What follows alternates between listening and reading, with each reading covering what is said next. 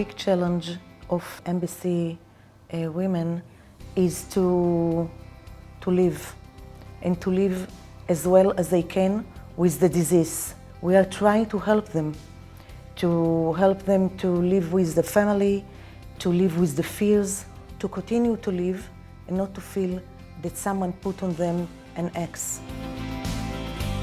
The ICA is the biggest volunteer organization in Israel, and we are dealing with prevention and early detection, as well as treatment and rehabilitation of cancer patients and their survivors.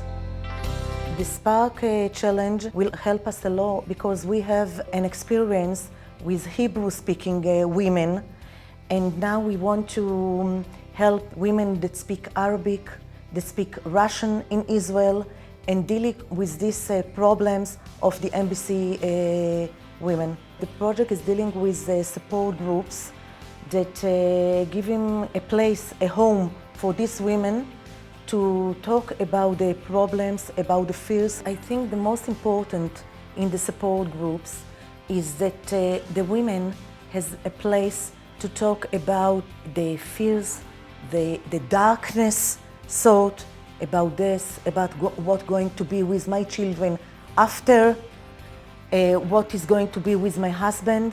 This is the only place that can give them the confidence to speak about it and to take it out. The fears make the women to be alone outside. So in the group, she can learn to speak about the fears, about the thought, and to live with the disease.